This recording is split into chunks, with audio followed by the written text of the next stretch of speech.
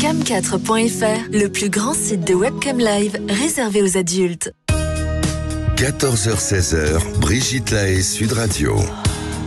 Bonjour à tous, nous sommes ensemble durant ces 2 heures. Et nous allons évoquer beaucoup de choses, notamment les rapports bucco-génitaux. Alors, ils sont souvent confondus avec les préliminaires parce qu'on ne peut pas tout à fait faire l'amour uniquement avec des rapports bucco-génitaux pour la plupart des gens. Mais en fait, c'est pas tout à fait vrai parce qu'on peut très bien faire l'amour avec une fellation, un cuni. Et puis les préliminaires, c'est pas forcément des rapports bucco-génitaux. Alors pour certaines personnes, ces rapports sont un peu tabous, et puis pour d'autres, c'est ce qu'ils préfèrent. Bref, donc on va en parler avec notre sexothérapeute Philippe Arlin, et on en profitera également pour revenir sur les fameuses IST. Alors, Philippe Parlin a travaillé à une certaine époque à SIDA Info Service et donc il pourra répondre à toutes vos questions concernant les risques de telle ou telle autre pratique. On verra aussi comment réussir à convaincre son ou sa partenaire pour s'adonner à ses plaisirs. Et puis bien sûr, je vous invite à témoigner si vous avez envie ou si vous avez des questions à poser. Et pour ça, vous nous appelez au 0826 300 300. Bonjour Philippe Arlin. Bonjour Brigitte. Alors c'est vrai qu'on les confond souvent les préliminaires avec les rapports bucco-génitaux, alors qu'en fait on peut très bien avoir des rapports bucco-génitaux et puis considérer qu'on a fait l'amour, ou avoir des préliminaires sans rapports bucco-génitaux. Tout à fait. Je pense et effectivement la sexualité gagnerait à ce qu'on arrête d'appeler préliminaire une pratique qui est totalement sexuelle, dans la mesure où, à l'occasion de cette pratique, l'homme peut arriver à l'éjaculation et la femme à l'orgasme, ce qui est donc une finalité en soi.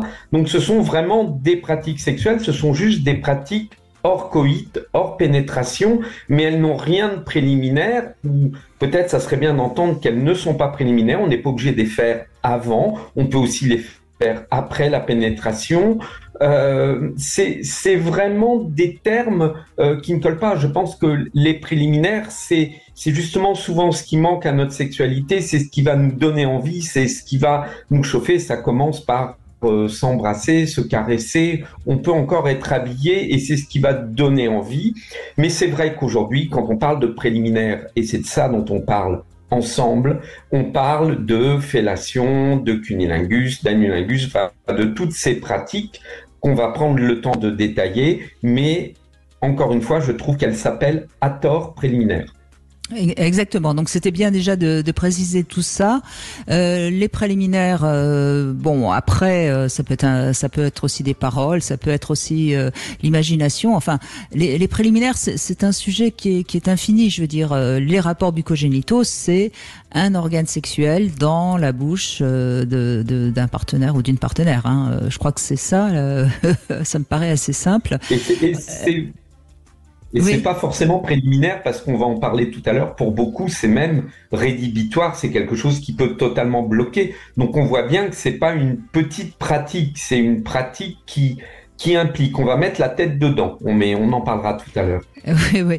Alors, c'est tabou pour certains et puis pour d'autres, c'est indispensable. Hein. C'est sans doute ce qu'on verra aussi tout au long de ces 2 heures. Quand c'est tabou, il y a plusieurs causes. Donc, il faut aller chercher pourquoi c'est tabou si on veut essayer de dépasser le blocage.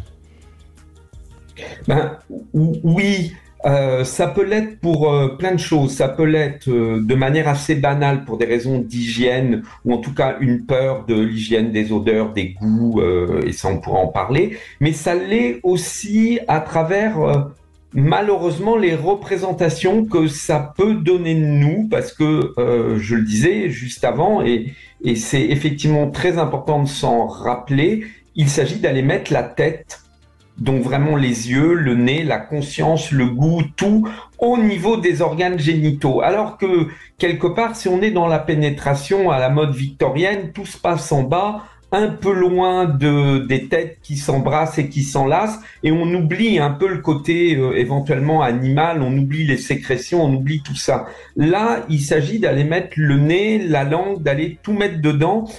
et ça peut vraiment être difficile et ça peut renvoyer à une image peut-être trop animale. Et j'entends c'est sale, je fais pas ça, ça donnerait une mauvaise image de moi, etc., etc. Et pourtant, comme vous le dites, nombreux sont les hommes et les femmes qui ont besoin de ce type de pratique pour arriver pleinement à leur plaisir. Je précise d'ailleurs, contrairement à ce qu'on pourrait croire, que dans la dernière enquête qu'il y a eu sur la sexualité, il y a plus d'hommes qui font des cunis que de femmes qui font des fellations. Et c'est important de le rappeler parce qu'on croit toujours que c'est le contraire, que c'est les femmes qui sont toutes à faire des fellations et que les hommes sont plus réticents, alors que c'est totalement l'inverse. Je confirme, c'est ce que j'observe dans mon cabinet. J'ai rarement à travailler avec un homme pour le convaincre d'avoir un cunilingus pour sa femme, alors qu'à l'inverse, de nombreuses femmes témoignent d'être complètement bloquées par la pratique de la fellation. Cela étant dit, ça me paraît assez logique parce que les hommes sont peut-être un peu plus animaux que les femmes dans la sexualité. Ouais, en tout cas, ils s'abandonnent plus à leur dimension animale. Et puis, allez, peut-être que l'homme, il voit plus vite son intérêt en faisant des préliminaires, en amenant une lubrification, en amenant du plaisir. Allez, il prépare un peu le terrain de la pénétration, donc c'est un peu tout bénef pour lui. La femme voit pas trop en quoi la fellation va améliorer ce que l'homme va lui faire après, et c'est peut-être là qu'il va falloir la rendre un peu plus commerciale, bankable. Il faut que la fellation devienne vendable pour que la femme y voit son intérêt. Remarquez, vous avez raison, c'est vrai que si un homme a une érection naturelle, à quoi bon aller lui donner un coup de main ou un coup de langue, plus exactement. Pourquoi perdre son temps, autant qu'il pénètre tout de suite, et ça sera tout aussi bien. Donc on va la rendre bankable, on va trouver des techniques. Je vous fais confiance. Et puis juste avant de donner la parole à Sophie qui déjà nous a appelé, vous allez voir, son témoignage est très intéressant. Est-ce que alors c'est bientôt l'été, enfin c'est l'été d'ailleurs. Est-ce qu'on peut peut-être faire un petit rappel, contrairement à ce que croient certains, c'est pas sans risque par rapport aux IST, les rapports bucco-génitaux? Ah ben absolument pas sans risque, non. Effectivement, les sécrétions peuvent contenir des germes, peuvent contenir différents vecteurs de maladies. Donc, il faut être prudent. Ça n'est évidemment pas des pratiques à risque comme peuvent l'être une pénétration sans préservatif. Et puis, il va falloir prendre le temps, si on peut, de distinguer de quel type de maladie on parle. Est-ce qu'on parle de mycose? Est-ce qu'on parle du VIH? Est-ce qu'on parle de condylome? Est-ce qu'on parle d'herpès? De quoi parle-t-on? Alors, c'est vrai que là, on va pas rendre les préliminaires bankable ni très attirants si on commence à faire toute la liste de ce qui est possible. Mais l'inventaire, oui. Le risque zéro dans une pratique de type préliminaire n'existe pas. Il y a vraiment un risque d'IST. Pour le VIH, c'est peut-être plus nuancé, mais il y a quand même énormément de maladies qui existent. La liste est longue, donc il faut trouver un équilibre entre une prudence et quelque chose qui serait de l'ordre du blocage et qui gâcherait cette spontanéité nécessaire à la sexualité. C'est très complexe et je pense que c'est à chacun de trouver le dosage de sa prudence. Eh bien, c'est ce qu'on va voir au cas par cas et dans un instant, donc, on donne la parole à Sophie. À tout de suite. Sud Radio, votre attention est notre plus belle récompense. Je vous remercie énormément au niveau de Sud Radio de tout ce que vous faites pour donner la parole aux sans-voix, parce que sur nos médias nationaux, personne n'en parle. Sud Radio, parlons vrai. 14h-16h, Brigitte Lahaie, Sud Radio. Philippe Arlin est avec nous, sexothérapeute. On évoque les rapports bucco-génitaux et on vous invite évidemment à participer, que vous adoriez ou que vous détestiez. Et c'est intéressant parce qu'on va commencer par Sophie qui a priori aime le sexe oral à tel point que quand on est avec un partenaire qui n'aime pas ça, on le quitte, n'est-ce pas? Bonjour Sophie. Oui, tout à fait. Bonjour Brigitte. Tout à Bonjour, fait, Sophie. oui, ça m'est arrivé. Bonjour. Je voulais juste rebondir quand même sur les maladies sexuellement transmissibles que vous avez évoquées tout à l'heure. que j'ai rien eu de grave. J'ai quand même eu une mycose dans la bouche. Donc voilà, je voulais quand même dire que effectivement, c'est pas anodin non plus parce que on peut attraper des mycoses en faisant des fédations. Donc voilà, c'est juste la petite parenthèse par rapport à ce que vous avez dit tout à l'heure. Et sinon, effectivement, oui, donc il y a quelques années, il y a un moment de ça, déjà, je suis sortie avec un beau jeune homme qui était vraiment très beau.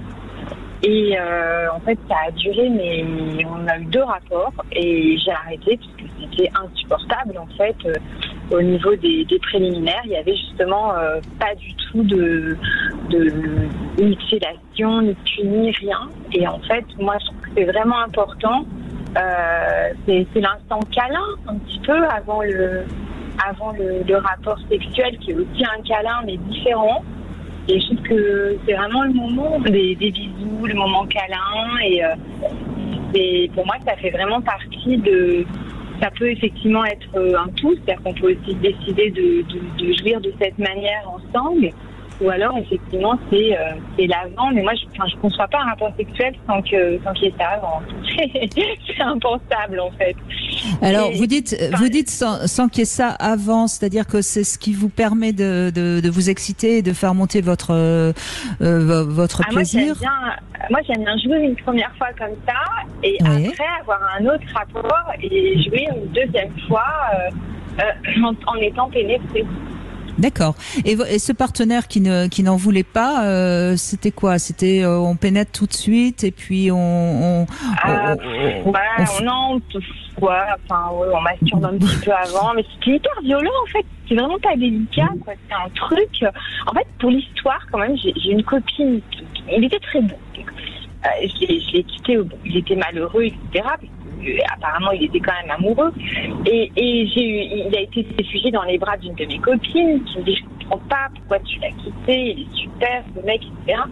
Et donc, elle a eu pareil, elle a eu 2 rapports avec lui ou 3 et elle l'a quitté. Elle m'a dit: t'avais raison, c'était complètement nul. Donc, on n'était pas, voilà. Mais c'était quoi alors, j'ai l'impression que vous n'avez pas pu en parler avec lui, mais c'était quoi? C'était parce qu'il n'a pas envie de découvrir le corps de l'autre? Qu'est-ce que vous diriez? En fait, j'ai pas osé lui dire. C'est horrible, hein. C'est dommage. J'ai pas osé lui dire.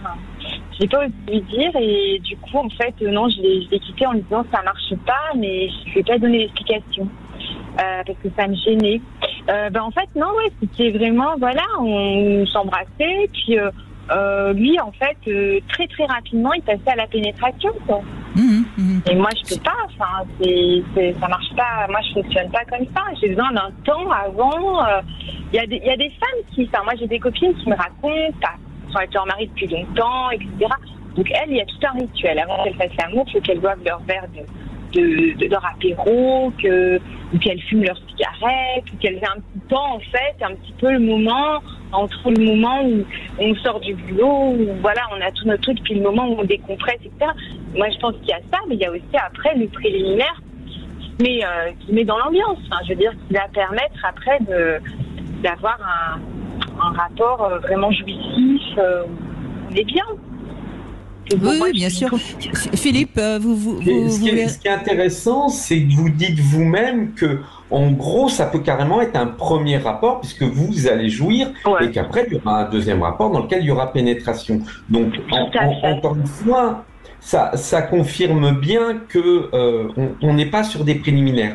Mais ce qui se passe sûrement pour cet homme, et ça, on l'observe plus chez des femmes que chez des hommes, mais là il y a juste j'y mets la main, je tripote un peu, je dois, et vous avez raison, ça peut être limite un peu violent, et quand je sens que c'est prêt, j'y vais. Donc il y a quelque chose, je pense, de l'ordre du manque de confiance en lui, et donc il va un peu droit au but, il va vers ce qu'il connaît, et il y a une peur de découvrir le corps de l'autre, peut-être même de se laisser aller soi-même à ressentir du plaisir, parce que dans ce que j'ai compris, il se faisait pas sucer non plus. Donc oui, c'est très très pauvre, et c'est une sexualité totalement et uniquement tournée autour du coït, ce qui peut être satisfaisant pour certaines femmes, mais qui est quand même, honnêtement, rarement suffisant sur du long terme. Ça peut être l'occasion d'un ou deux rapports comme ça, mais si la sexualité s'écrit comme ça, on va très vite s'ennuyer.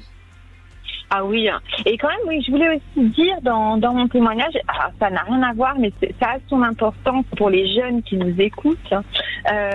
Quand j'ai fait ma première fellation, je m'en rappelle très bien, donc j'étais ado, un jeune adulte, fin d'adolescence, pas tout à fait majeur encore. J'avais eu très honte.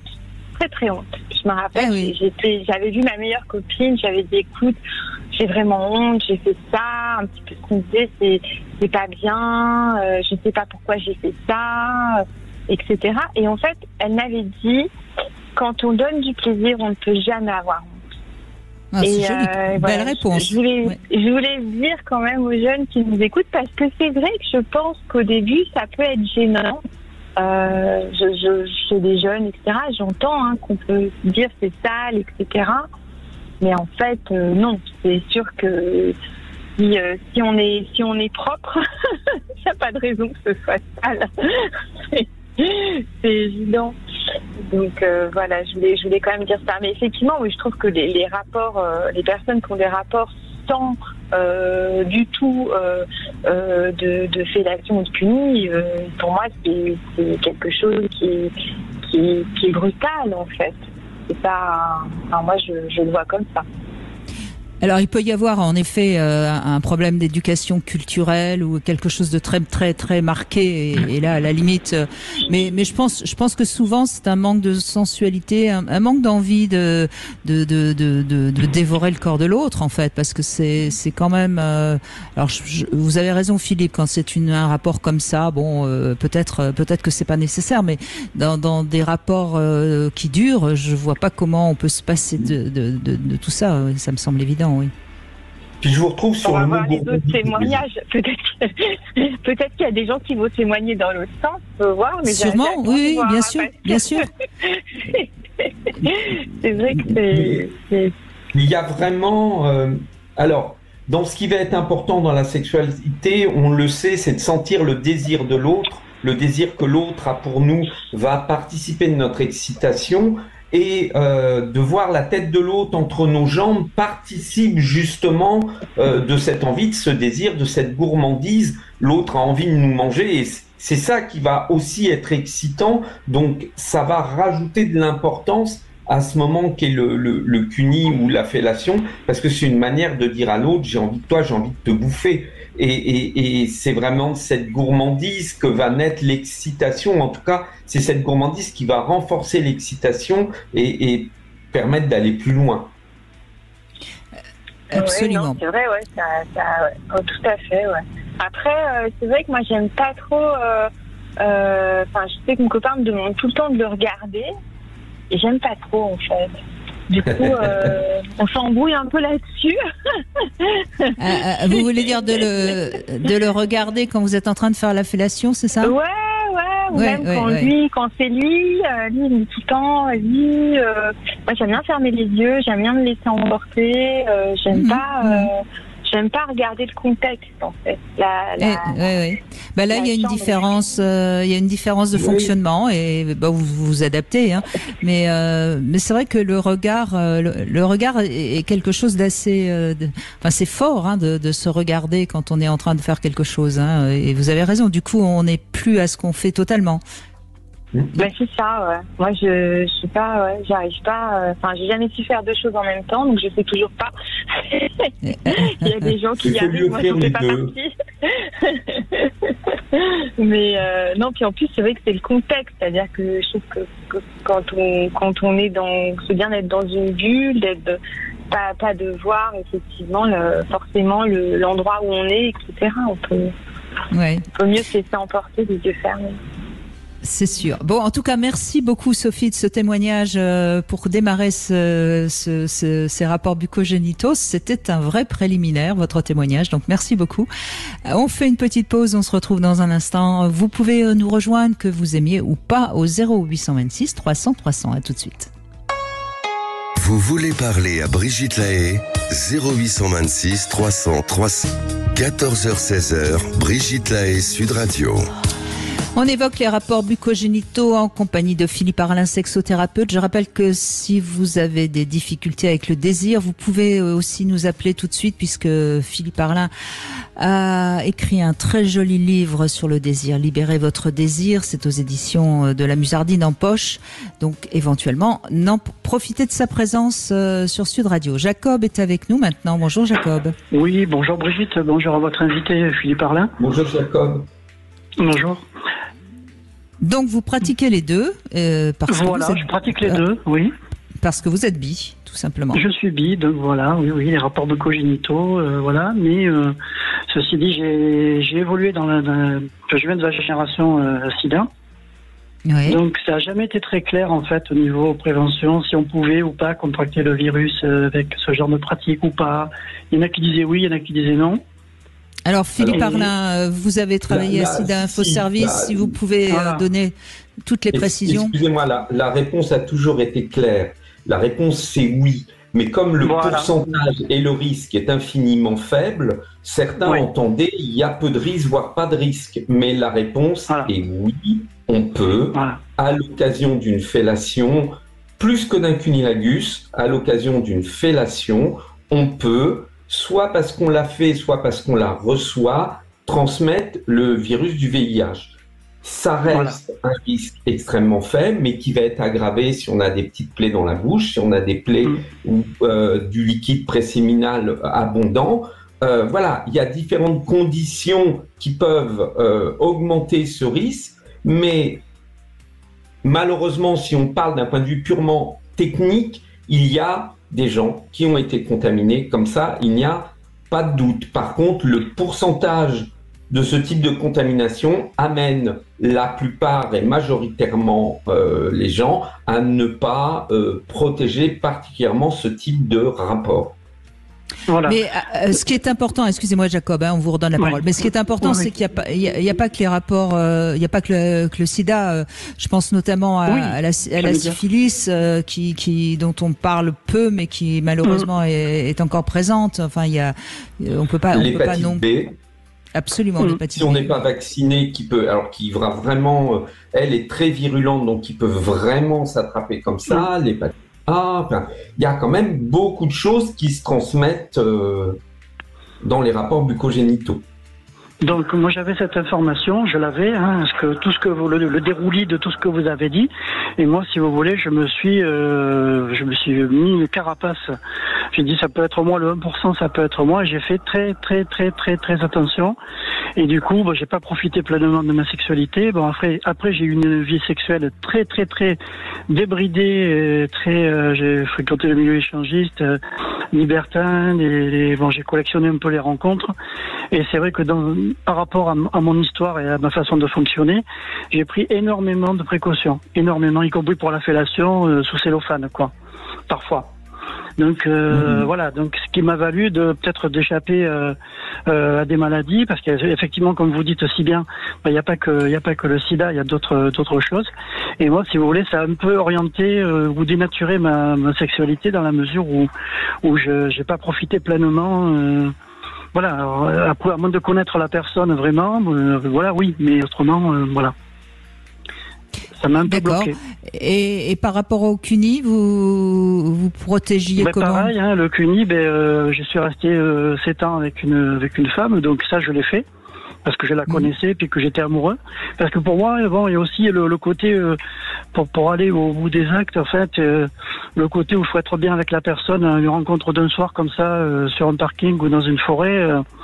Pour moi, on fait pas la même chose que quelqu'un qu'on connaît avec qui on est dans un lit, Alors c'est vrai, c'est pour moi, je parle pour moi. Oui, non, mais vous avez raison. Dans l'ensemble, c'est vrai, sauf chez certaines personnes qui sont complètement fans, soit de la fellation, soit du CUNY. Il y a des personnes, c'est vraiment ce qu'ils préfèrent faire. Donc même si c'est quelqu'un qu'ils ne connaissent pas, ils mettent la tête dedans, pour reprendre l'expression de Philippe, qui est imagé. Et pour reprendre votre expression, Brigitte, la clitounette, moi ça me faisait rire. Je vous ai entendu déjà parler de ça. Je trouve le mot très rigolo. Enfin, c'est vous qui avez employé ça. C'est bien ça, hein, Brigitte? Oui. C'est dans cette émission que ça. Que le CUNY. Ouais, parce que je suis infidèle, hein, donc j'ai les punchlines. Et le coup de la clitounette, c'est très joli. Parce que le CUNY, bon, c'est vrai que ça fait un peu. Mais voilà, faut aussi qu'il y ait mettre un peu de poésie, un peu de. Voilà, que ce soit pas que médical, que ça ait un côté un peu sympa, quoi. Oui, clitounette, ça vient de clito, hein, de toute façon. Oui, ça vient de clito. Le côté médical, il peut exister et chacun est différent, mais il y a des moments, la gourmandise est plus forte que le côté médical. Si on prend l'exemple de la nourriture, il y a plein de fois où la gourmandise nous amène à prendre des choses qui sont pas forcément bonnes pour notre santé, et puis on s'en fiche un peu parce que c'est trop bon. Et je crois que c'est le raisonnement qu'on va avoir aussi en sexualité. Il y a un moment, pour certains, faire une fellation, en avoir une, faire un CUNY, etc. C'est trop bon, j'ai envie d'y aller et je me prive pas de ce plaisir au risque de me réveiller dans quelques jours avec un petit souci. Oui, je suis entièrement d'accord. C'est là où c'est la raison qui l'emporte ou la passion. Ça dépend des gens. Mais moi, c'est vrai que moi, c'est la trouille aussi que j'ai eue, je pense. Parce que par rapport aux personnes que je connaissais vraiment pas, avec qui j'avais à peine discuté, parce que c'était vraiment des rencontres à l'arrache, hein, dans des lieux, dans des endroits. Bon, voilà, ou dans des clubs. Bon, on sait pas, on connaît pas les gens, d'où ils viennent, d'où ils arrivent. Et c'est vrai que la raison l'a emporté. En ce qui me concerne, attention, je critique pas, chacun fonctionne comme il veut, mais moi, j'avais peur. Enfin, je vous dis franchement. Oui, non, mais je pense que c'est un acte totalement prudent et moi j'aurais tendance à conseiller, je sais que cet été il y a souvent des rencontres d'un soir, une rencontre d'un soir, franchement prendre ce risque ça me paraît stupide. Après on est avec quelqu'un au bout de 3-4 jours, on peut plus facilement commencer à connaître la personne et à juger si on prend le risque ou pas. Enfin je sais pas ce que vous en pensez Philippe, mais je pense que ça me paraît ça me paraît le conseil indispensable à donner. Alors c'est de toute façon un arrangement avec soi-même, parce qu'au bout de 4 jours, on n'aura pas de réponse si on a un risque médicalement avec cette personne. Mais oui, plus on connaît la personne, plus il y a un enjeu. C'est-à-dire il y a une importance entre est-ce que ça vaut le coup de courir des risques, est-ce que je suis juste excité ce soir et il faut peut-être que je fasse gaffe et du coup je me protège parce que ça mérite pas de risquer d'attraper quelque chose, ou voilà, je pense à connaître cette personne, il y a un attachement, il y a quelque chose et j'ai par début de sentiment, par plaisir, par quoi que ce soit, peut-être plus envie de m'engager et de faire des choses et de courir éventuellement un risque. C'est vrai qu'en 4 jours, on ne résout pas le problème médical, c'est vrai que sur une relation à long terme, on peut faire tous les tests et se garantir ça. Sur 4 jours, malheureusement non, mais oui, on construit quelque chose, et je vous rejoins Brigitte, dans l'irrationnel, il y a quelque chose de plus rationnel au bout de 4 jours de courir un risque que de le courir comme ça, juste sur une excitation à un moment. En même temps, de rationalité et pas de gourmandise. En même temps, je crois que c'est important de rappeler qu'en ce qui concerne le CUNY, bon, on peut mettre les fameuses protections dentaires, mais c'est pas très intéressant quand même après pour faire le CUNY. Et puis bon, je voudrais rajouter que dans les maladies transmissibles avec le CUNY, il n'y a pas grand-chose quand même. La meilleure preuve, c'est que les lesbiennes n'ont pas été touchées par le virus du sida comme les homos. Hein. Alors, en termes de VIH, vous avez complètement raison. Il y a par contre, en termes d'herpès et de choses comme ça, une contamination qui est bien réelle, condylome, différentes choses. Mais oui, si on parle VIH et si on reste sur le VIH, voire même sur l'hépatite, on est sur un risque quasi nul. Y compris pour l'anulingus aussi. Vous n'avez pas parlé de l'anulingus, c'est aussi dangereux. On y arrive à l'anulingus. Pour le moment, on a fait les deux les plus connus. On va passer derrière un peu après. D'accord. Non, mais répondez. Excusez-moi. Non, mais répondez à Jacob parce que je pense que ça l'intéresse. Sûr, Jacob. Il y a alors justement au niveau de l'anulingus, il y a un risque numéro 1, c'est les condylomes. Il faut savoir que les condylomes, qui sont liés au virus du papillomavirus, qui sont aussi appelés plus populairement des crêtes de coq, c'est des petites verrues qui viennent, quand on en a, quand on a une poussée de ce virus, qui viennent se poser à la margelle de l'anus, c'est-à-dire au bord de l'anus. Et donc, on peut, à l'occasion d'un CUNY, attraper ce type de virus. Et c'est pas très bien, surtout si après on a le malheur d'aller mettre notre langue ailleurs, où donc on peut ramener le virus à un autre endroit. On peut le faire aussi avec le doigt parce que c'est extrêmement contaminant. Après, il peut y avoir aussi des mycoses, puisque c'est un endroit quand même qui est une porte de sortie de beaucoup de choses. Donc peut y avoir des mycoses, peut y avoir des cas d'hépatite A. Voilà, mais c'est là aussi une pratique quand même à faible risque, si ce n'est sur les deux éléments qu'on vient de citer juste là. Tout à fait. Donc on a fait le tour du propriétaire en fait. N'est-ce pas? Enfin, on a dit beaucoup de choses maintenant. Beaucoup de choses. Il y a encore d'autres choses, ouais. Mais bon, c'est bien de prévenir aussi pour les jeunes qui nous écoutent aussi. Voilà, c'est un moment de prévention. C'est essentiel. Cela étant dit, ce qu'on n'a pas dit depuis le début et qui me paraît essentiel puisqu'on parle des maladies transmissibles, c'est quand même avec le baiser qu'on risque le plus d'attraper quelque chose, notamment le virus du Covid.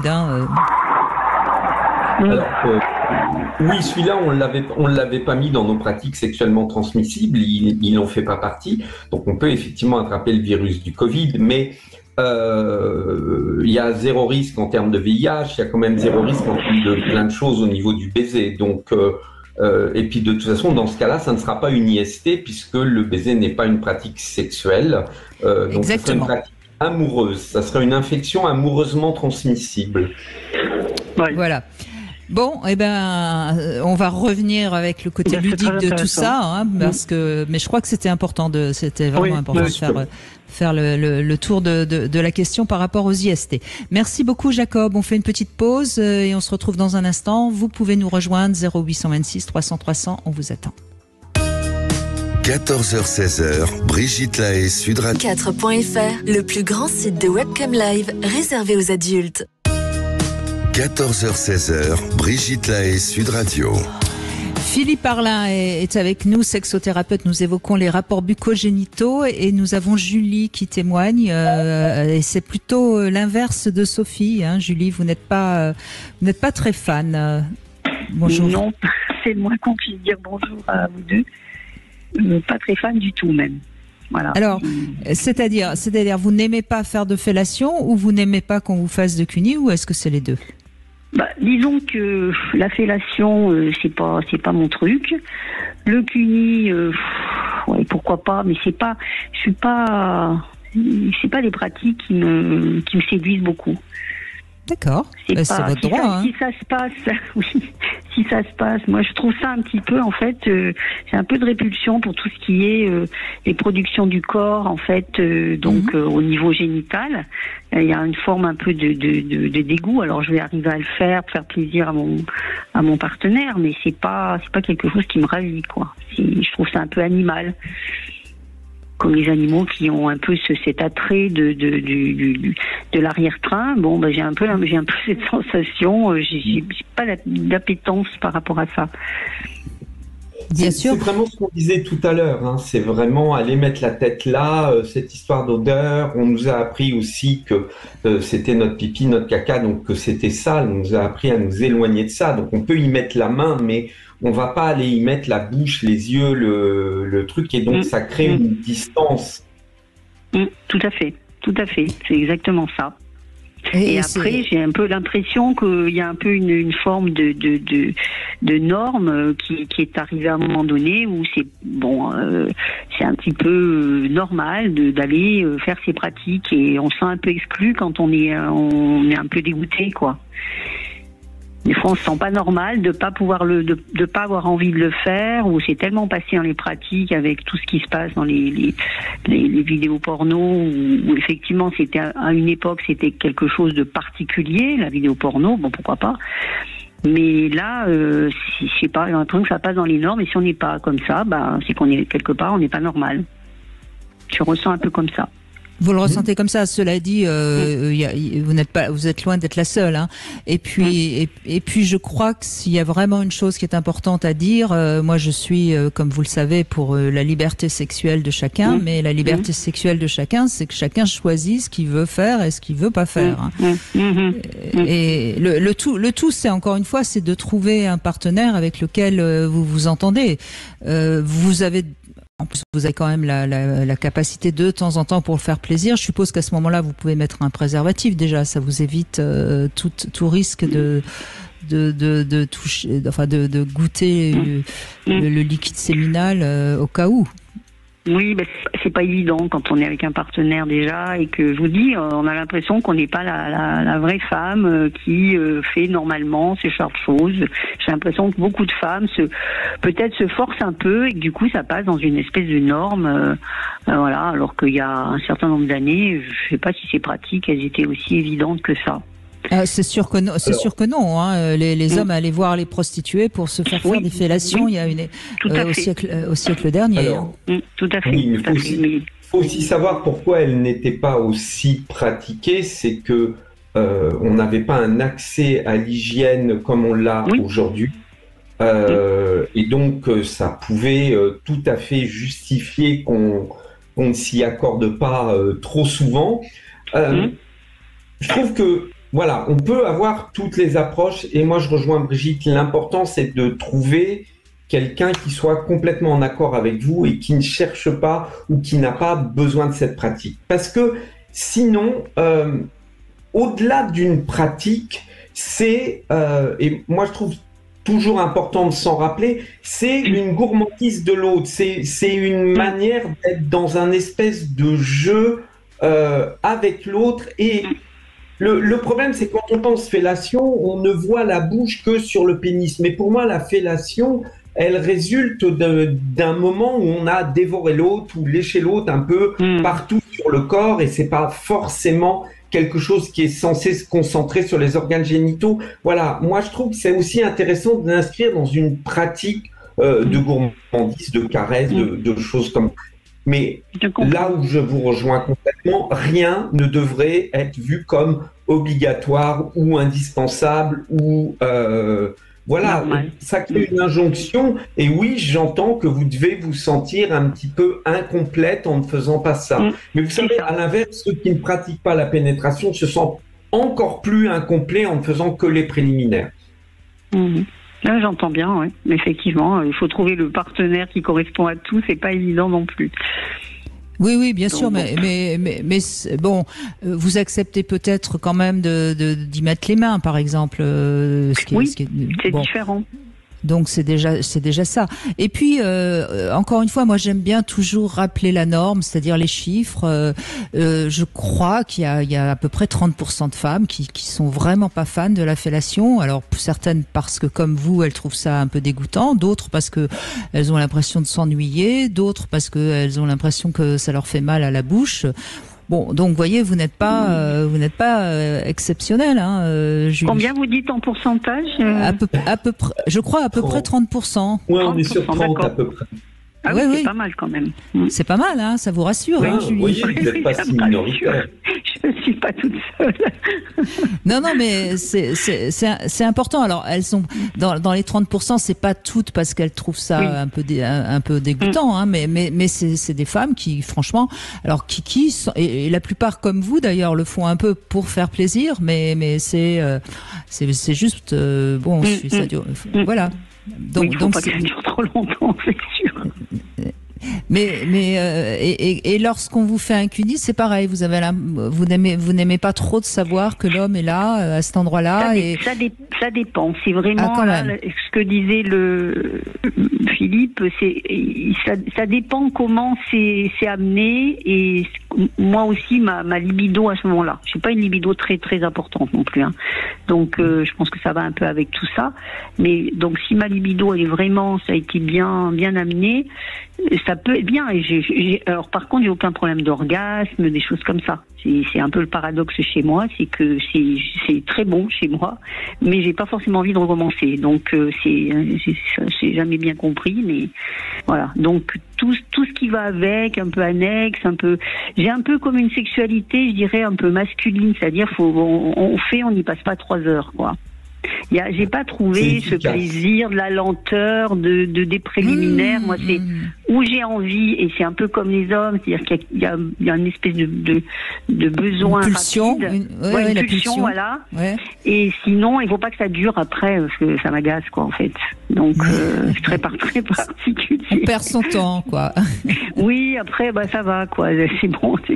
Voilà. Après, mon orgasme est assez rapide et intense, et du coup, voilà, c'est un peu. Je crois que j'ai pas trouvé la personne avec laquelle, et pourtant je suis pas toute jeune, hein, mais avec laquelle il y a eu peut-être, je sais pas, faire l'amour avec amour vraiment. Je pense que j'ai pas trouvé ça.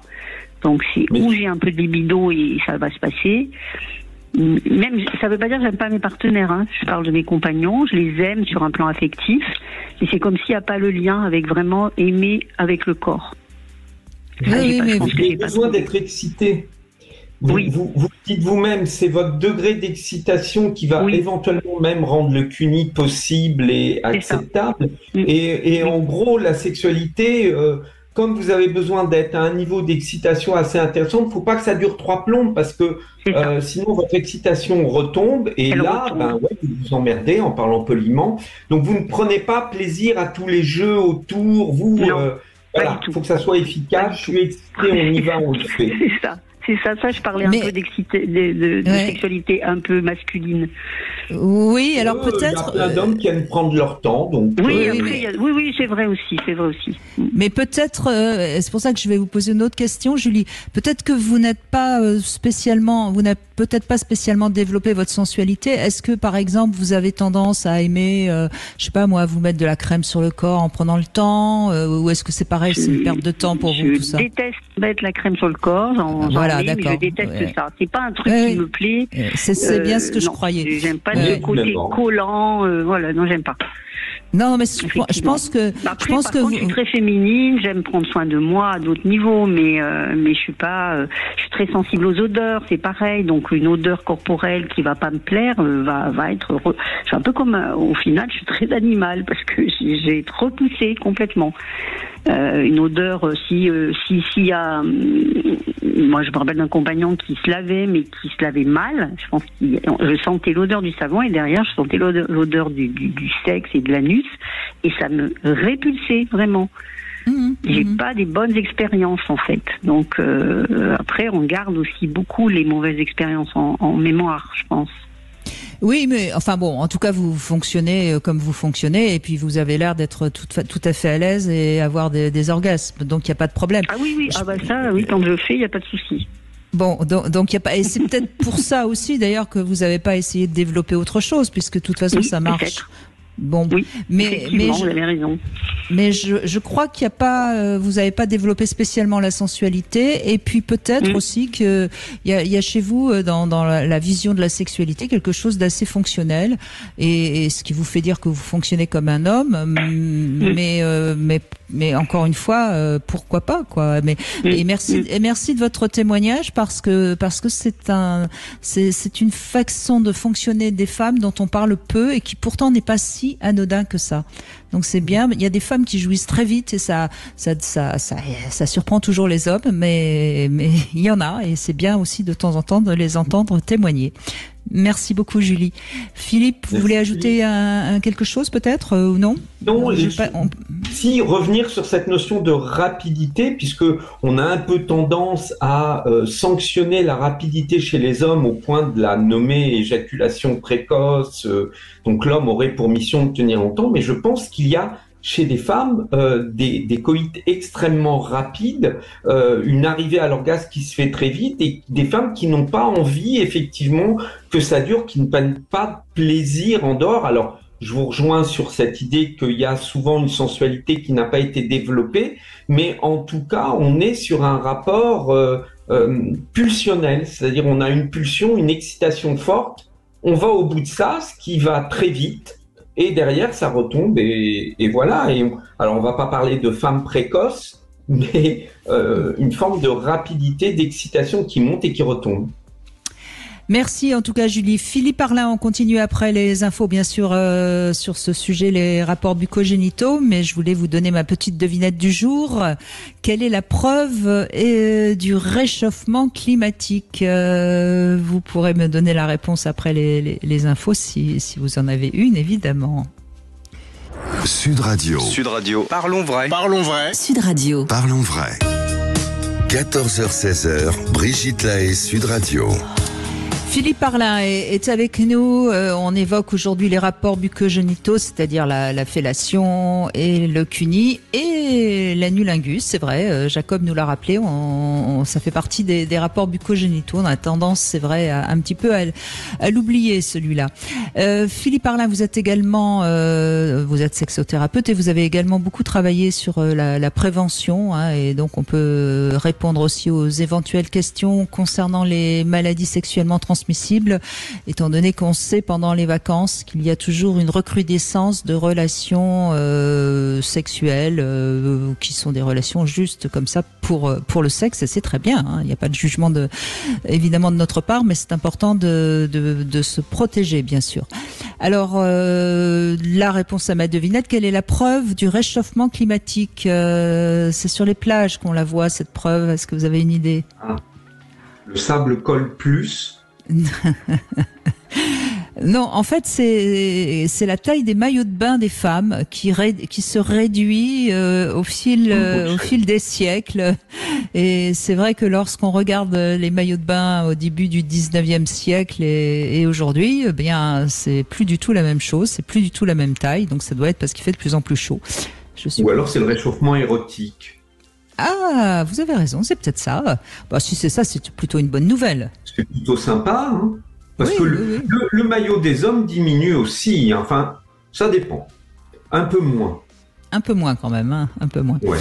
Bon, en tout cas, on retrouve Sylvie. Je crois que vous voulez revenir aussi sur les questions d'IST. Bonjour Sylvie. Bonjour Brigitte, bonjour à votre invité. Je vous remercie je vous remercie pour tout ce que vous apportez en général pour toutes les femmes. Alors voilà, moi j'ai rencontré un monsieur libertin et puis la relation n'a pas pu se poursuivre parce que en faisant des recherches sur internet, je voyais que le papillomavirus pouvait s'attraper par la salive.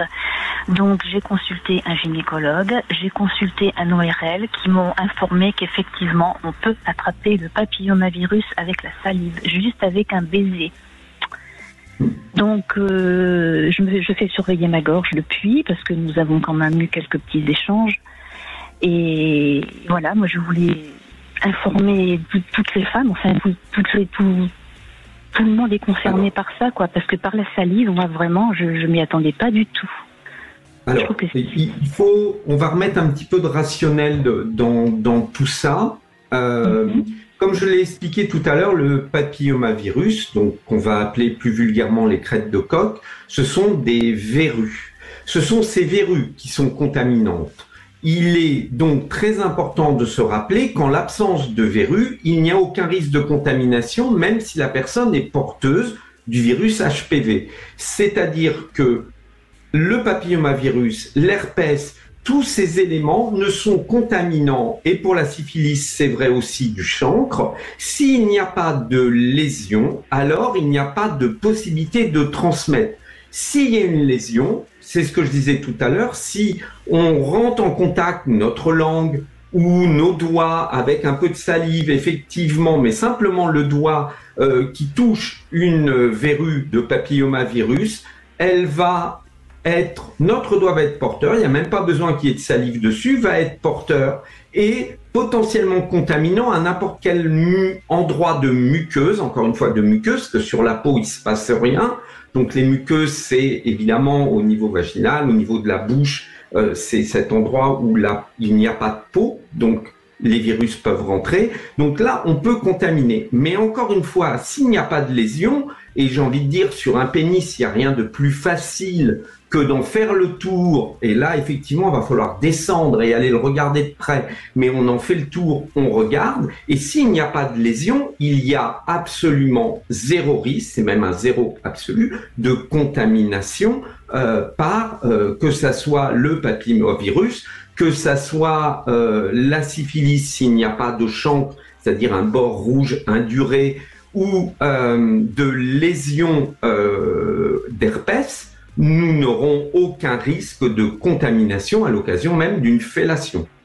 Donc, je pense que c'est un peu technique, excusez-moi, mais c'était important de rappeler que oui, c'est contaminant, oui, de manière extrêmement poussée, mais c'est comme le bouton de fièvre. Si vous n'avez pas de bouton de fièvre, vous pouvez embrasser vos enfants, vos petits-enfants. Si vous avez un bouton de fièvre, vous êtes contaminant.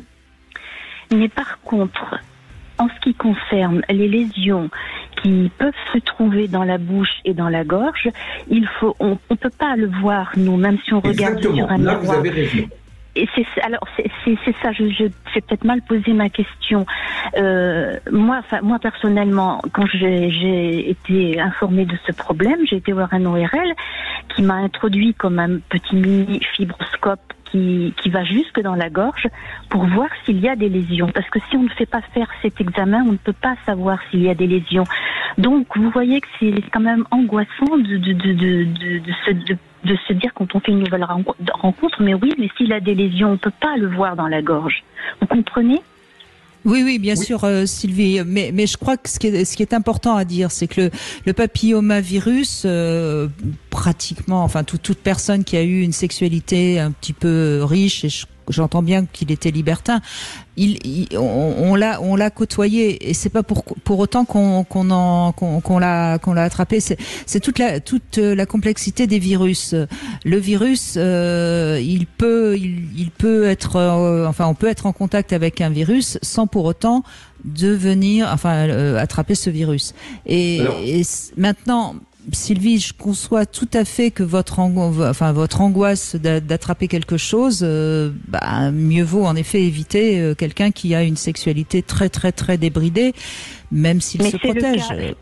C'est le cas, et c'est bien dommage parce que moi j'ai dû interrompre une relation qui aurait pu être bénéfique pour nous deux, et j'ai dû interrompre tout ça parce que j'ai beaucoup trop peur d'attraper quoi que ce soit, voyez-vous. C'est bien dommage. Il y a une précision que je veux donner derrière ce qu'a dit Brigitte, c'est à la limite on peut l'attraper, mais on n'est pas pendant toute notre vie contaminant. C'est comme l'herpès, on peut être porteur d'herpès, si on ne fait pas de poussée de boutons d'herpès, on n'est pas contaminant. Et c'est très rare qu'il y ait des poussées de condylome dans la gorge. Ça peut arriver, mais c'est dans un cas de contamination récente. Quelqu'un qui aurait des condylomes en permanence dans la gorge, je suis désolé, il s'en rend compte, il aura des problèmes au niveau de la gorge, il aura été obligé de consulter. Voilà, faut aussi un peu raison garder, parce que oui, quand on y pense, tout ça peut faire énormément peur, mais il faut aussi constater que dans la réalité des faits, les transmissions ne sont pas comme ça et ne sont pas aussi souvent. Donc voilà, il faut trouver son équilibre et il faut surtout respecter. Si ça génère des angoisses, vous avez pris les bonnes décisions. Mais alors, excusez-moi Sylvie, je vais poser la question à Philippe Arlin parce que je n'ai pas la réponse personnellement. Et je sais qu'aujourd'hui il existe un vaccin contre le papillomavirus. Est-ce qu'on peut se faire vacciner même si on a déjà eu des relations sexuelles, ou est-ce que c'est uniquement réservé avant toute sexualité? Alors, c'est conseillé avant, mais possible après. C'est-à-dire que ça aura de toute façon un impact positif de faire ce vaccin après, parce que ça va limiter le développement de ce virus et éviter les poussées. Donc Sylvie, vous avez peut-être intérêt à vous faire vacciner contre le papillomavirus si c'est quelque chose qui vous angoisse beaucoup. Oui, ça m'angoisse beaucoup parce que j'ai interrompu toute relation depuis. Oui, alors, c'est pour vous dire. Oui, faites-vous vacciner, ça vous protégera et ça vous permettra de retrouver une sexualité, parce que encore une fois, il faut aussi parfois travailler sur ses peurs. Sylvie, je vous donne le conseil, vous en ferez ce que vous voulez, mais parfois on se met des peurs qui sont finalement un paravent d'autre chose. Et peut-être qu'il y a quelque chose d'autre à comprendre derrière ces peurs. Peut-être que ça vaudrait le coup aussi d'aller voir quelqu'un pour voir pourquoi vous avez aussi peur d'attraper quelque chose, parce que avec un libertin, c'est quand même, il y a beaucoup de risques quand même, hein, parce que c'est vrai, moi je sais pas comment ils font moi je le comprends tout à fait ce qu'ils font, hein. Franchement c'est non, mais Sylvie, j'entends bien, et en plus j'entends qu'il vous a plu, cet homme, donc c'est pour ça que je réagis. Vous savez, les libertins, chez beaucoup de libertins, il y a justement une vraie responsabilité et une utilisation réelle du préservatif, plus que chez certains hommes qui vont être. Mais là, c'est pas toujours le cas, hein. Il n'y a pas toujours de préservatifs, hein. C'est que c'est ça le problème. Alors ça, s'il ne met pas, d'accord. Alors s'il met pas toujours des préservatifs et qu'il est libertin, là, je suis d'accord avec vous. C'est quand même un risque supplémentaire. On est d'accord. Oui. Voilà. Bon. Moi, je voulais juste apporter mon petit témoignage. Mais merci. Voilà. Ça a permis de faire le point sur ce fameux papillomavirus qui peut faire peur. Merci beaucoup Sylvie, merci beaucoup. On continue dans un instant et on écoutera Tom qui nous a rejoint. À tout de suite. Sud Radio, votre attention est notre plus belle récompense. J'adore Sud Radio dans la mesure où là au moins on peut s'exprimer en direct et donner notre avis. Sud Radio, parlons vrai. 14h-16h, Brigitte Lahaie, Sud Radio. Toujours avec Philippe Arlin, sexothérapeute, auteur de nombreux livres et notamment Libérez votre désir dans la collection Psycholove. Tom est avec nous maintenant. Bonjour Tom. Bonjour Brigitte, bonjour Philippe. Bonjour Tom. Donc vous êtes 100% pour, c'est pratique. Même 200% pour, hein, de toute façon. C'est vrai que c'est une pratique qui est vraiment très agréable, que ça soit aussi bien la fellation quand je vais la recevoir ou alors le cunnilingus quand je vais le prodiguer. C'est quelque chose qui est incroyable, mais je dirais il faut savoir le faire correctement et principalement avec envie. Et, ça c'est clair. Moi, ce que j'ai toujours dit, par exemple à ma compagne, quand je lui ai appris comment j'aimais moi recevoir une fellation, c'est de le faire avec l'envie, comme si on fait une fellation et si on emmène l'homme jusqu'à l'orgasme, jusqu'à l'éjaculation, c'est très bien. C'est le faire dans cette optique-là, c'est-à-dire pour autant qu'il faut aller jusqu'au bout. L'homme, à un moment donné, où moi je peux dire stop, on arrête, mais pas juste le faire parce que voilà, c'est genre un préliminaire où on commence une entrée de gamme comme ça et puis on commence par ça tout simplement parce qu'il faut le faire. Non. Moi, quand je vais faire un cunnilingus, je vais le faire, je vais ressentir. Je vais essayer d'amener ma partenaire à la jouissance et le but c'est de lui amener le maximum de jouissance possible et même la faire orgasmer. Si elle veut qu'on arrête à un moment donné, on arrête, il n'y a pas de souci. Mais c'est pas le faire pour le faire. Sinon, on est déçu. Et dans le monde libertin que je fréquente, j'ai beaucoup d'amis féminines qui me disent que les hommes ne savent pas lécher. Et moi, je me rends compte aussi par rapport à ce que je peux aimer dans la fellation, qu'il y a beaucoup de femmes qui ne savent pas faire une bonne fellation. Voilà, on retrouve de tout. Mais vous dites, c'est l'envie. Oui, je pense que c'est la chose essentielle. On se rend compte quand quelqu'un n'est pas à ce qu'il fait, au fond, qu'il le fait juste parce qu'il se sent un petit peu obligé. Mais bien sûr, il faut aimer ça. On revient sur le terme de gourmandise, non, Philippe Arlin, finalement? Oui, je crois que vraiment la bonne fellation se mesure pas, et c'est d'ailleurs tous les ouvrages un peu techniques sur la fellation ou le cunning font rire parce que il s'agit pas d'être un bon technicien de surface, il s'agit d'y prendre du plaisir, parce qu'encore une fois, c'est dans le plaisir.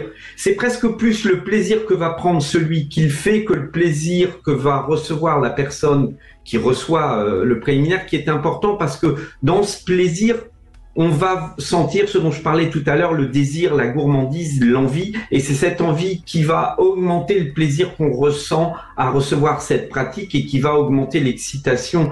Donc, si on n'aime pas, je crois qu'il vaut mieux ne pas le faire que d'essayer d'apprendre une technique, parce que on va rester juste, on va faire les bons gestes, mais ça sera vide de sens, ça ne sera pas habité d'envie, de gourmandise. Or, ce sont des pratiques qui demandent quelque chose de buccal, donc de gourmand. Ce qu'on met à la bouche, c'est quelque chose qu'on a envie d'apprécier, qui est censé faire saliver. Si on salive pas pour le sexe de l'autre, alors on peut le laisser de côté, c'est pas grave. Et c'est vrai, moi, si je remarque par rapport au CUNY, quand je fais un CUNY, comme je disais, j'aime bien l'image des techniciens de surface, c'est donc d'aller plus en profondeur, mais dans le sens de ressentir donc le clito, le goût qu'il peut avoir, l'acidité qu'il va prendre selon l'excitation, de regarder le corps de ma partenaire, de voir les contractions, de sentir les mains qui vont se crisper en fonction de ce que je vais faire avec ma langue, avec la succion ou autre, et essayer d'analyser un petit peu tout ça, parce que effectivement, mais je prends un sacré plaisir à le faire, et je reste très poli en disant ça. Moi, c'est vraiment c'est vraiment mon plaisir de faire ça, et quand je vois ma partenaire qui commence à monter, à grimper, mais je suis comblé comme c'est pas possible, tellement effectivement c'est gourmand, tellement c'est bon, et effectivement avec 2-3 techniques particulières, moi j'ai eu plusieurs partenaires qui m'ont dit qu'ils n'avaient jamais connu ça de leur vie, avec des surnoms super derrière, et c'est vraiment un réel plaisir de pouvoir, j'allais dire leur offrir, mais c'est surtout à moi à chaque fois, parce que dans les soirées liberté, on n'est pas là, on peut croire qu'on va avoir une érection en permanence. Je trouve ça beaucoup plus simple pour moi et des fois plus facile de faire un CUNY à une partenaire que de pouvoir la pénétrer avec tout ce qui peut englober le libertinage, bien que je fasse les deux. Mais c'est vrai que pour moi, faire un CUNY à une femme, et donc justement, voilà, c'est magique. Je prends, comme vous le disiez, c'est le plaisir que je prends, que je vais essayer de retranscrire dans avec ma partenaire, et essayer de ressentir ce qu'elle ressent justement, et c'est un partage. Je pense que la fellation et le CUNY doivent être un partage. La personne aime faire ça, et l'autre, qui peut éventuellement ne pas forcément aimer. Moi, j'ai déjà des partenaires qui n'étaient pas forcément trop, et des fois qui m'ont dit, mais moi, tu pourras y aller, c'est même pas la peine, tu peux y aller, il n'y a pas de souci. Et en 30 secondes, je commençais à les voir vaciller un peu. Parce que justement, elles ne connaissaient pas, et c'est ça qui est bon. Et c'est ça qui vous rend très très fier de réussir quelque chose que d'autres n'ont pas réussi, et ça se comprend. Quand même, Tom, j'ai entendu que vous étiez libertin. Dans le libertinage en général, quand même, les femmes sont un peu moins nulles pour faire des fellations que dans la vie courante, non? Moi, j'ai souvent remarqué. Alors après, il y a des gens qui aiment ça ou pas. Il y en a beaucoup qui mettent les dents. Donc, on va dire, moi, ça m'est arrivé. On va dire, allez, sur 30 femmes que j'ai, on va dire, sur un panel de 30 femmes, il y en a 16-17 qui vont mettre les dents, par exemple. Alors, il y a peut-être des hommes qui aiment ça. Non, je crois pas qu'il y ait des hommes qui aiment ça, mais c'est quand même ça m'étonne ça quand même, parce que quand même ne pas mettre les dents, ça me paraît être une des premières leçons qu'on peut recevoir quand on fait une fellation, non, Philippe Arlin?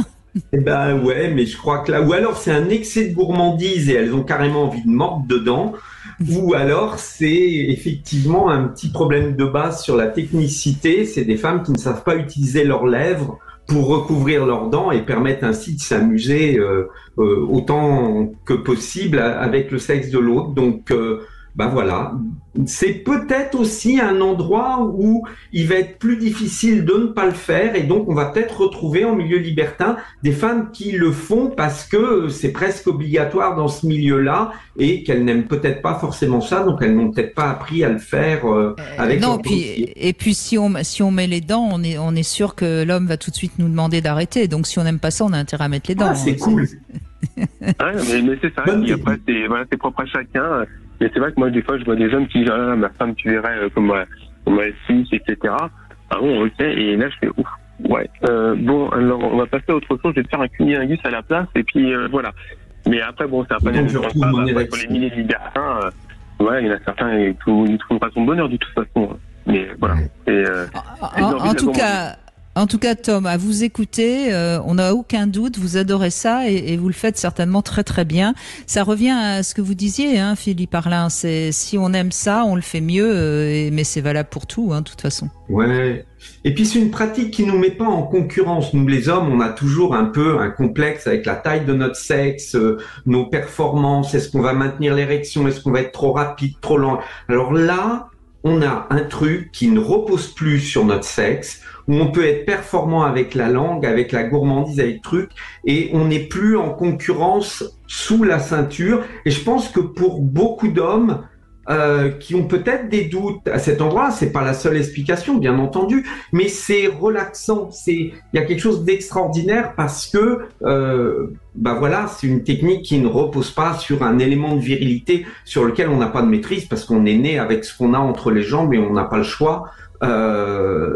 Et il faut pas oublier qu'il y a ça aussi dans le préliminaire, c'est que, en tout cas pour nous les hommes, ça ne met pas en jeu. En tout cas, quand on fait un cuni, hein, parce qu'évidemment, si on reçoit une fellation, c'est autre chose. Mais quand on fait un cuni, ça, voilà, donner du plaisir à sa partenaire sans son pénis, c'est intéressant. Eh ben merci Tom de votre témoignage et puis on va continuer bien sûr dans un instant. On va revenir sur le Love Conseil et on va revenir sur le baiser justement dans ce Love Conseil. Et puis vos appels, vos questions, votre envie de témoigner, c'est au 0826 300 300. On se retrouve tout de suite. Vous voulez parler à Brigitte Lahaie, 0826 300 300. Cam4.fr, le plus grand site de webcam live réservé aux adultes. Brigitte Lahaie, Sud Radio, le Love Conseil. Alors on va parler des baisers et je vais déjà vous proposer 2-3 petites questions. Est-ce que vous allez pouvoir y répondre? À mon avis, oui. Un French kiss, c'est quoi, Philippe? Alors, un French kiss, c'est ma langue dans la bouche de ma partenaire. C'est ça. Donc c'est le baiser avec la langue. Voilà. Un baiser esquimau, c'est quoi? C'est un baiser où on se frotte le bout du nez? C'est ça, absolument. Alors là, c'est plus compliqué. Baiser papillon, c'est quoi? C'est avec les cils. Bravo, absolument, sur la joue, par exemple. Avec les cils qu'on fait sur la joue, etc. Alors, un baiser possessif, c'est quoi? Ça, vous savez pas. Alors, en fait, on appuie sur la bouche de son partenaire, mais bouche fermée. On s'appuie sur la bouche l'un et l'autre, mais les bouches fermées. Le baiser russe, ça, vous devez savoir, je suppose. Sur les lèvres, mais sans ouvrir et sans mettre la langue. C'est surtout entre personnes du même sexe. Aussi. Le baiser russe, voilà. Alors le baise-main, bon, ça, je crois que tout le monde connaît quand même. Hein, c'est un baiser sur la main. La bise, c'est sur la joue. Hein. Le suçon, c'est un peu partout, mais beaucoup dans le cou. N'est-ce pas? Voilà. Donc tout ça pour dire qu'il y a énormément de baisers et ce que je vous propose, eh bien, c'est d'inventer un nom pour votre baiser favori entre vous. Vous inventez un petit nom pour votre baiser.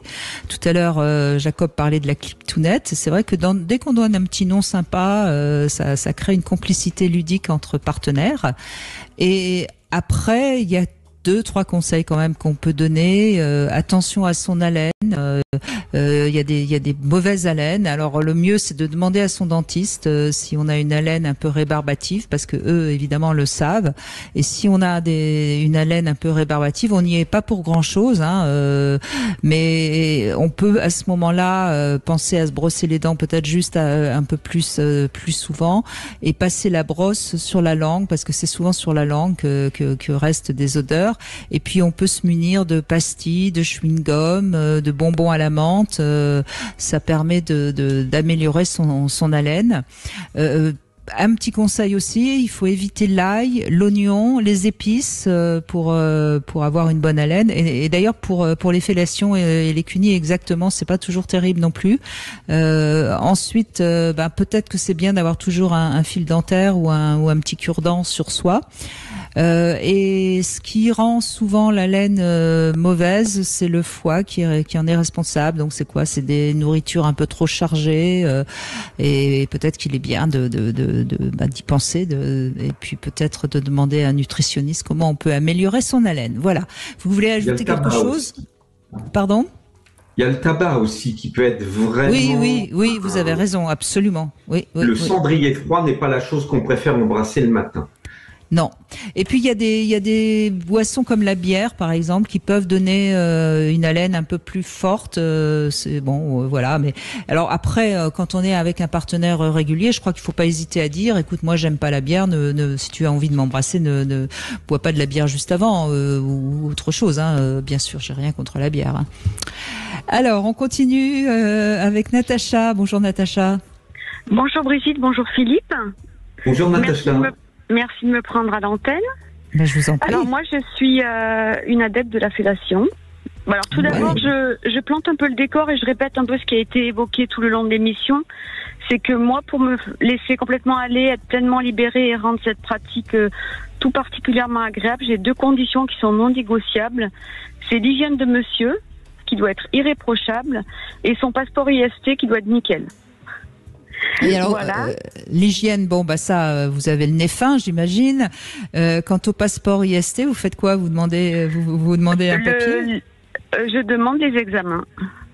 D'accord, oui. Voilà. Je fais travailler le labo. D'accord. Oui. Et les hommes sont assez prêts à le faire, ça, ou... Ah oui, sans problème.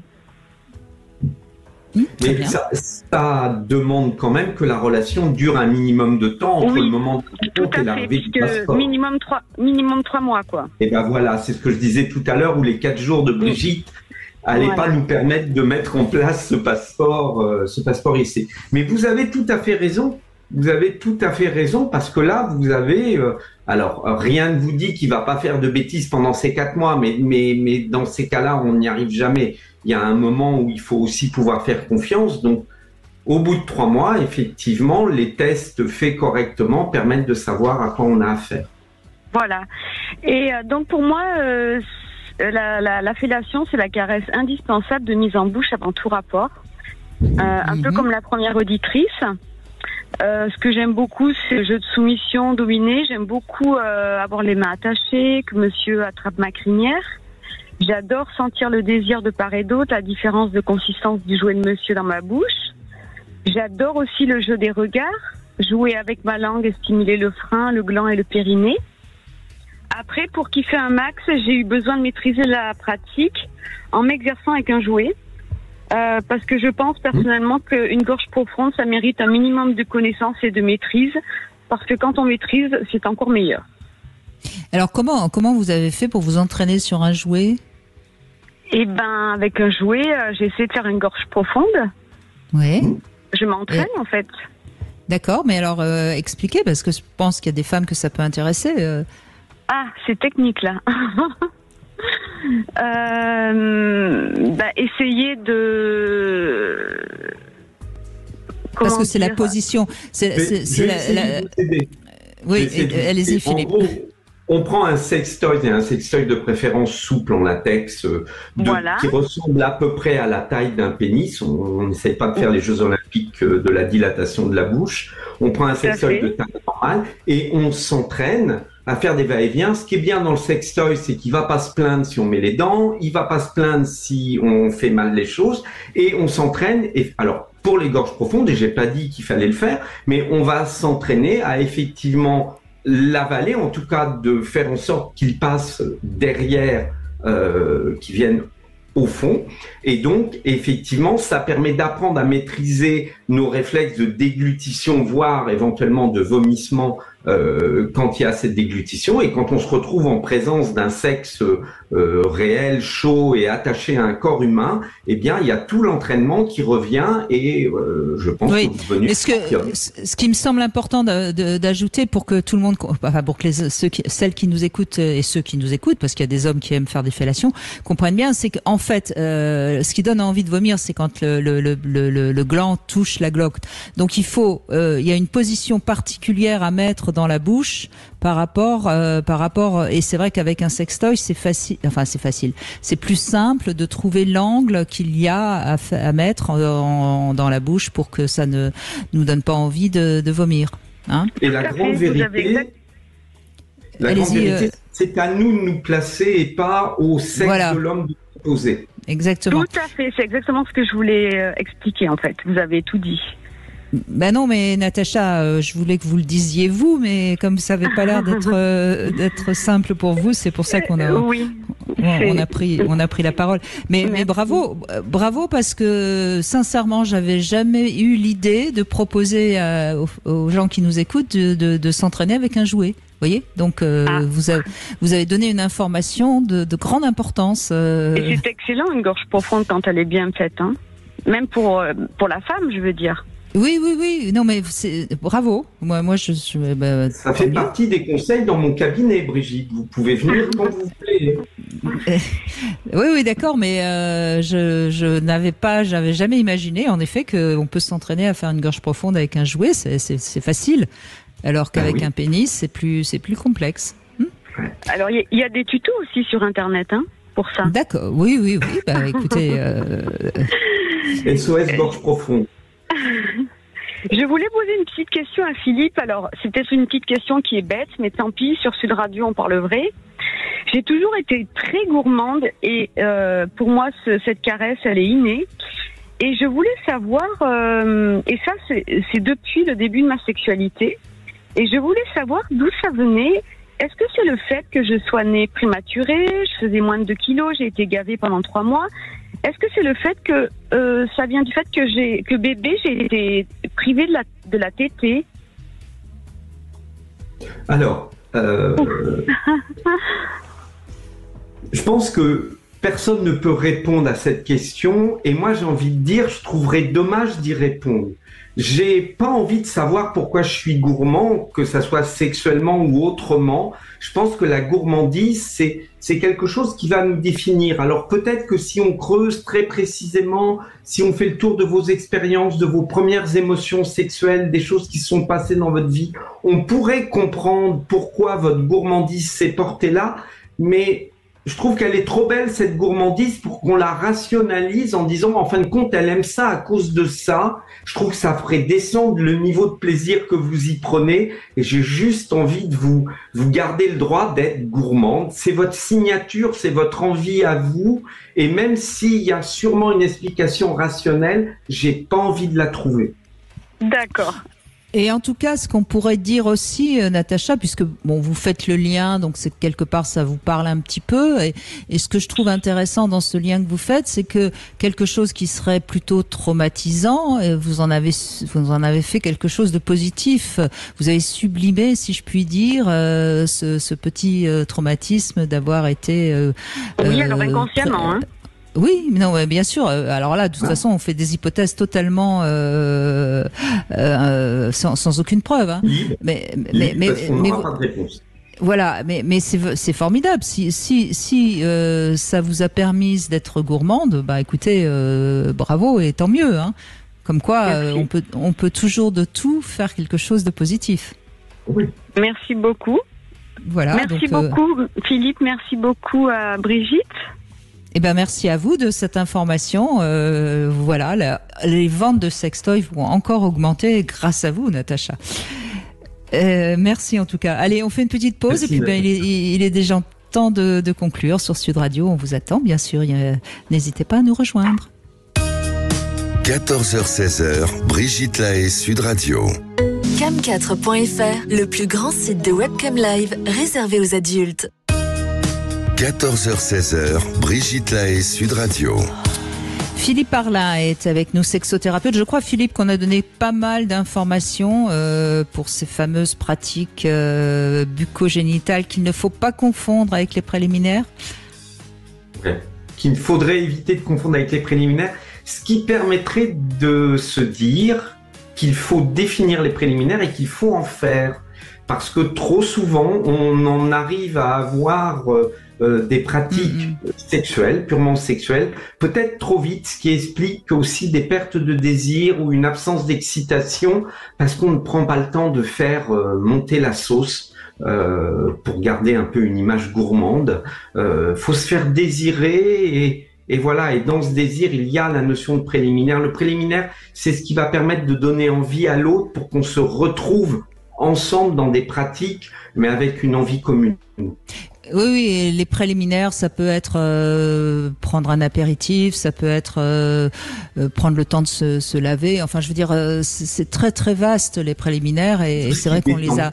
Oui. Et je pense que c'est peut-être l'information la plus essentielle qu'on aura donnée. C'est les préliminaires, ça n'a rien à voir avec les rapports bucco-génitaux. Enfin, rien à voir, façon de parler aussi. Pierre est avec nous. Bonjour Pierre. Bonjour Philippe, bonjour Brigitte, pardon, et bonjour à votre invité, Philippe. Oui. On vous écoute. Vous aussi, vous adorez le sexe oral.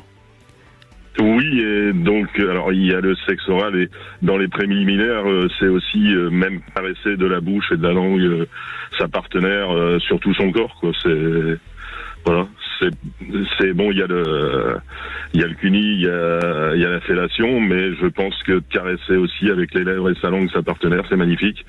Et moi, ma partenaire adorait ça. Adorait, vous n'êtes plus ensemble? Non. C'est triste. Si vous aimiez ça et qu'elle aimait ça, c'est dommage, mais c'est comme ça. C'est la vie. C'est la vie. Oui. Mais vous avez raison. Quand par exemple, on caresse les seins, ce ne sont pas des rapports bucco-génitaux, mais ce sont des préliminaires. Voilà. Mais ça va des seins, les jambes, les bras, tout le corps, quoi. Et puis bon, ça lui donne aussi des frissons, et ça peut durer des heures là-dessus, et puis voilà, continuer après par tout ce qu'on veut, mais voilà, ça fait partie, et même après, bon, ça peut être, on peut en rester au préliminaire parce que quelquefois, on arrive à des jouissances, à des orgasmes, voilà, simplement avec des caresses, que ce soit avec les mains, avec la langue, avec la bouche, voilà. Et d'ailleurs, on va parler demain avec Philippe Breneau de la première fois, hein, parce que notre première fois sexuelle, la première fois, elle marque. Et c'est vrai qu'on a tendance trop systématiquement à parler de la première fois comme étant la première fois où on a été pénétré ou qu'on a pénétré, alors qu'on peut avoir évidemment des orgasmes avec un partenaire ou une partenaire autrement, et ça devrait être ça peut-être la première fois, non? Mais ce que je trouve extraordinaire, Pierre, dans votre témoignage, c'est effectivement, là, on a l'impression que votre sexualité, elle est corporelle, elle n'est pas génitale, elle n'est pas axée uniquement sur les parties génitales, mais elle est, voilà, c'est la gourmandise de l'autre. Donc, tout le corps de l'autre, des deux côtés, et puis voilà, c'est... je veux dire, ça fait plaisir de donner du plaisir à sa partenaire, ça fait plaisir d'en recevoir. Et oui, bon, le rapport sexuel, pénétration, oui, mais on n'est pas obligé d'avoir de la pénétration. Ça m'est arrivé de caresser ma partenaire pratiquement toute une nuit. Voilà, elle adorait ça, moi j'adorais ça. Même chose. J'ai jamais voulu forcer une partenaire qui ne voulait pas que je lui fasse un cuni ou autre chose. C'est son choix, voilà. Après, ça pouvait arriver que une fois que je la caressais, et puis elle changeait d'avis, voilà. Mais c'est une chose, c'est jamais forcer la personne, ça sert à rien. Déjà c'est irrespectueux, et puis en plus ça servira à rien, ça va pas plaire pour la prochaine fois, quoi. Voilà. Non, et puis en général, une femme qui ne se sent pas à l'aise, c'est assez rare qu'elle arrive à l'orgasme, sauf si évidemment elle accepte de lâcher. Hein. Oui, bien sûr. Mais là, on parle vraiment de préliminaire quand on est au niveau du corps. Ah oui. Moi, vraiment quelque chose. Oui, excusez-moi, je vous écoute, Pierre. Oui, non, là, c'est vraiment des préliminaires, mais ça peut s'arrêter à ces préliminaires sans besoin d'avoir quelque chose de plus. Mais ça va faire monter le désir, et c'est vraiment cette essence, ça fait monter l'envie, monter le désir, et on va se retrouver à un moment à égalité dans l'envie, et c'est ce qui va déclencher un rapport sexuel qui, à mon avis, sera plus puissant, plus fort, parce que on est chacun arrivé à un moment. Oui, s'il y a un rapport après, c'est sûr que là, c'est explosif. Absolument. Mais vous avez toujours été comme ça, gourmand, avec l'envie de lécher, d'embrasser tout le corps de la femme? Oui, toujours. Ça a toujours été quelque chose que j'ai adoré, de caresser le corps de ma partenaire, comme je dis, que ce soit avec les mains, avec la bouche, et voilà. Il faut pas se limiter à un endroit. Voilà. Oui. On a un corps entier, il faut en profiter tant qu'on l'a. Et est-ce que vous aimez la réciprocité ou pas? Parce que c'est pas toujours le cas. C'est pas forcément parce qu'on aime quelque chose. également. C'est ça. Vous acceptez aussi qu'on vous lèche, qu'on vous caresse, qu'on vous embrasse partout. Oui. Même si je pense que vous préférez le faire que qu'on vous le fasse, il me semble. Ah, mais j'adore aussi si ma partenaire fait la même chose comme ça. Moi, ça m'arrivait aussi. C'est aussi, voilà, là, c'est encore plus explosif. Et alors, grande question qui n'a pas été posée depuis 14 heures, ça c'est peut-être une erreur de ma part, et 69, ça vous dit ou ça vous dit pas?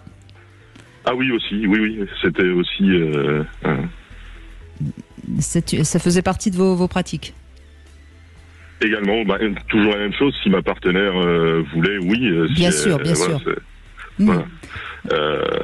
Et après, par contre, le 69, je me mettais de préférence en dessous de ma partenaire. C'était plus pratique, on va dire, et oui, plus pratique. Voilà. Vous avez raison, c'est la meilleure chose. Ou alors côte à côte, mais oui.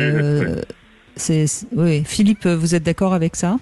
Ah oui, c'est soit chacun couché sur le côté, un peu en cuillère, et on s'emboîte, et on peut avoir la tête qui repose sur la cuisse de l'autre, mais avoir sa partenaire au-dessus, et donc du coup il y a cet aspect visuel qui va être quand même important pour beaucoup d'hommes, voilà, et la femme justement va se retrouver au-dessus de notre sexe, ce qui lui permet de mieux maîtriser et de ne pas avoir l'impression de recevoir, et ce qui peut bloquer si la fellation est un peu trop imposée. Donc quand on est à l'horizontale, je pense qu'il faut vraiment que la femme soit au-dessus, sinon effectivement d'être sur le côté, ce qui permet à chacun de mieux maîtriser l'échange. Mais c'est vrai qu'on n'a pas parlé du 69, mais c'est une pratique qui doit venir naturellement. Je pense qu'il faut pas c'est difficile de la définir à l'avance. Non, mais c'est une pratique. Oui, allez-y, Pierre, allez-y, je vous en prie. Oui, ça vient dans le jeu, on va dire, ça vient dans le mouvement. Voilà. Mais c'est comme, c'est quand même une pratique assez spécifique. Hein. Moi, j'ai toujours entendu dire qu'il y a des hommes, des femmes qui adorent ça, mais c'est pas la majorité. Beaucoup n'aiment pas ça. Comme si on pouvait pas être et recevoir en même temps, faire et recevoir en même temps. Oui, ça arrive. C'est vrai que ça arrive que certaines femmes ne veulent pas. Mais c'est toujours la même chose, c'est qu'il faut pas avoir son calepin et dire aujourd'hui on va faire un 60. Non, voilà, ça vient tout seul. Il faut pas commencer à faire des plans sur ce qu'on va faire, quoi. Ça sert à rien. Je veux dire, je pense que on va dire le sexe. On va parler de sexe. C'est l'inventivité, c'est la création, voilà. Si on fait un truc qui est écrit sur papier, mais il y a oui, mais vous dites ça parce que d'abord vous aimez la sexualité, et puis ensuite vous êtes assez inventif et à l'aise et libre. Malheureusement, il y a quand même des couples qui ont besoin un petit peu d'être guidés, et dans ces cas-là, aujourd'hui, il y a beaucoup de manuels qui permettent de donner des idées. Hein. Mais là où je vous rejoins, Brigitte, c'est que des fois, il peut être difficile, le 69, parce que effectivement, on peut se retrouver en difficulté à la fois d'être capable de ressentir et d'apprécier ce qu'on nous fait, et être dans l'attention à ce que ressent l'autre et lui faire des choses en même temps. Et oui, alors cette notion de ne pas pouvoir être à deux endroits en même temps, c'est quelque chose que je pourrais ressentir, et d'être plutôt dans un choix d'être soit récepteur, soit émetteur, mais dans quelque chose qui peut être souple. En tout cas, c'est spécifique, le 69, puisque ça demande une certaine particularité à donner et recevoir en même temps. Oui, et puis c'est même pas toujours très confortable. Hein. Bon, vous avez dit, vous avez donné les positions idéales, mais pour le coup, parfois, on peut être un petit peu coincé. Enfin, c'est pas toujours très confortable non plus. Je rappelle toujours que les coussins sont là pour nous permettre d'être dans le confort, parce que on n'en a pas parlé non plus de ça, mais aussi bien pour une fellation que pour un cuni. Si on est dans une position où on commence à avoir une crampe, ou si on a la bouche qui commence il faut arrêter, quoi. Ça doit être un plaisir à faire. Si ça devient désagréable, il faut arrêter. Et je pense que c'est quelque chose qu'on n'a pas dit, mais en conclusion, je crois que c'est peut-être important de le signaler. Tout créer autour de soi pour qu'on soit juste dans le confort et qu'on puisse s'abandonner librement à notre gourmandise. Quelque chose de très bon, si c'est brûlant ou glacé, ça n'est plus bon parce que c'est désagréable à recevoir. Voilà. Pierre, merci en tout cas de ce témoignage et merci à tous ceux qui ont témoigné. Bon, on a plutôt eu des adeptes, mais c'est un petit peu normal. Ce qu'on peut dire quand même pour tous ceux qui sont un peu gênés par ces pratiques-là, eh bien ça peut se parler, hein, ça peut se parler entre partenaires, mais ça peut aussi se parler chez vous, hein, Philippe Arlin. Je suppose que ça arrive que vous ayez quelqu'un qui vienne pour vous dire. Et ça permet de lever le blocage, finalement, d'en parler déjà. Et c'est encore plus intéressant quand le couple arrive à venir à en parler ensemble et peut-être à se dire des choses qu'ils n'arrivent pas totalement à se dire tous les deux, puisque le sexothérapeute va jouer le rôle d'interprète et va permettre d'éviter les malentendus et donner des explications. En tout cas, oui, c'est une démarche qui est intéressante à faire parce que il y a souvent une raison pour laquelle on n'aime pas, et cette raison, elle peut souvent être modifiée, ce qui peut permettre de donner du plaisir à l'autre sans se sentir bloqué, obligé, contraint. Voilà, c'était bien de conclure comme ça.